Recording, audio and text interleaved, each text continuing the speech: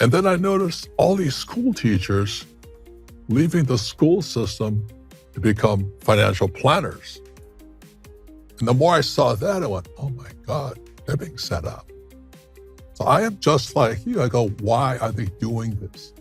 And so when I saw my father's compadres, all these school teachers with master's degrees, PhDs, becoming financial planners, they were treading into my rich dad's territory.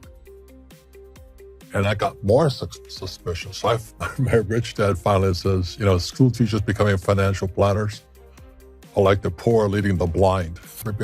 I want to know what's really going on behind the scenes. But he said all coins have three sides: heads, tails, and the edge. And he says intelligence is found the edge. And so what you do and what I do is we look at both sides. Then we decide there's good and bad on both sides. But we have to look at both sides. And most people want to look at one side. Like this one guy says that the problem with Americans are we're dysfunctional optimists. Don't worry, be happy. That's Americans. And we're being raped, robbed, and stolen. Our freedoms are being taken away. Do you know what I mean? So you and I are very similar. I go, why are they doing this? Why are we letting them do this? That's what gets to me.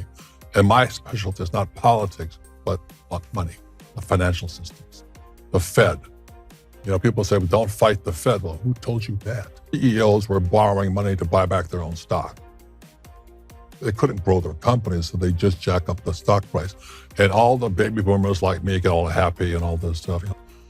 But there's 5 things called the 5 Gs. Number 1 is gold, grub for food. That's why I invest in cattle, ground, real estate, gasoline. I don't invest in. I used to work for Standard Oil, but I don't invest in oil stocks. I invest in the oil in the ground, and then guns. When I was in business school, the most horrible subject of all was accounting. I was sound asleep in accounting course. And on top of that, I argued with the accounting teacher because the accounting teacher had no idea what accounting was. When 99% of all people graduating from school don't even know what a financial statement is. And if they do, they probably had the same accounting teacher I had, Mr. Boring, who wasn't really an accountant. He had a master's in accountancy, but he had never been an accountant. So that's why I created the cash flow board game, because accounting is the most important subject for individuals, because this is what your banker wants to see. Your banker wants to see your financial statement. This is your report card when you leave school. If you have good financial statement, bankers will give you all the money you want. See, bankers have never asked me for my grades or my college, and everybody's working hard for it. It's like eating fake food or drinking fake water. That's why people are getting sick financially, because they're working for fake money. Yeah. Okay. And then there's fake assets, which was another part of the fake millennial, the fake generation series. And one of the best things I had is I went to military school, then I went to flight school. I had such great teachers, All of them could fly. So my flight instructor could fly. What a novel idea. A flight instructor can fly. But when I was in high school, most of my teachers were terrified. They're all cowards, job security. Don't make mistakes. Just memorize the right answer and you'll be safe. And that's why most school teachers aren't rich. Fake money, fake teachers, fake assets. The reason it's fake money, fake teachers, and fake assets is because it all has to be fake. You have to have fake teachers to understand fake money. Then you have to have fake assets to buy those stock-sponsored mutual funds, fake assets. But without fake teachers, fake money, you can't do it. So that's why I love working with on these programs here. Because if you're going to be successful, you've got to take some risk. Most of the young people your age today, a lot of them want to become entrepreneurs. The problem with this, you have to understand tax. This is all over the world. Very little difference. So our schools are teaching entrepreneurship, but they're not teaching them tax. Okay? And because they're focusing on income. It's a great question. First of all, education is more important. You might be a doctor, lawyer, accountant. School's important. But is what we're teaching kids now is to be victims. Well, I think you get into how do we learn? Humans learn by making mistakes. God, who designed us, So when a baby learns to walk, baby crawls, stands up and falls, then finally takes the first step, and the next thing running, then flying.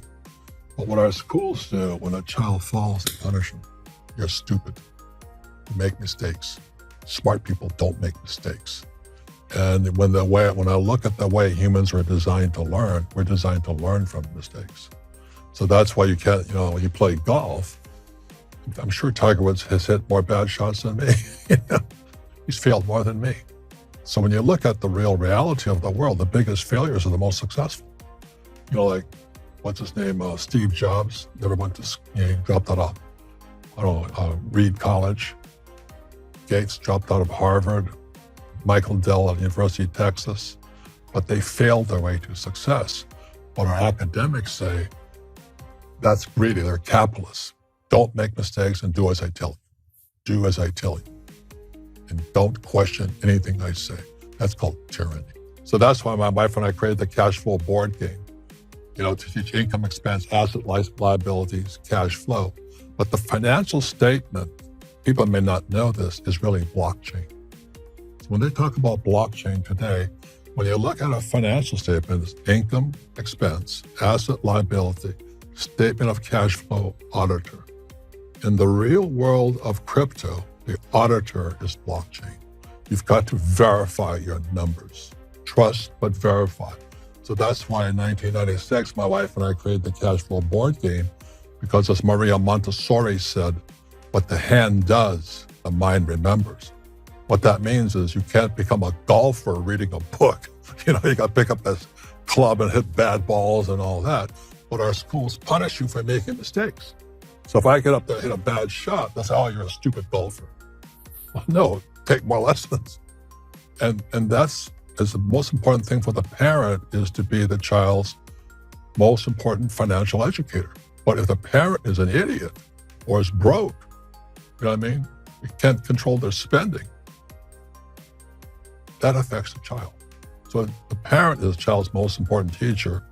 So that's why I created board games and write books to stay away from the school system. Education is important, but be careful of what you're being taught.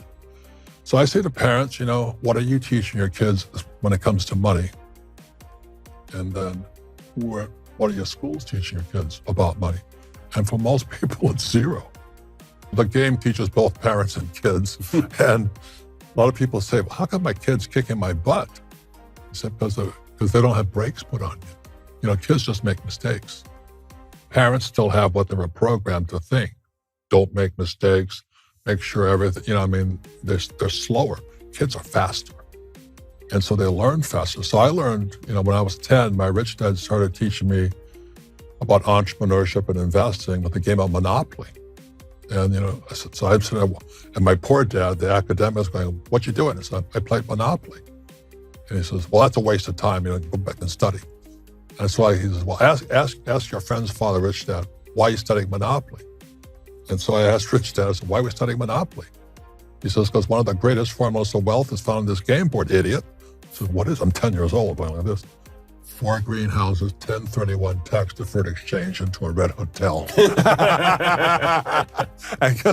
And so I'm a kid going, and my old man, the PhD from Stanford and all this stuff, and he's broke. He's broke. He's broke. And Rich Dad goes from his little dinky little store, and now the property he owns is called the Hyatt Regency on Waikiki Beach. So he followed the 4 greenhouses, 1 red hotel. And again, the greatest educator of our times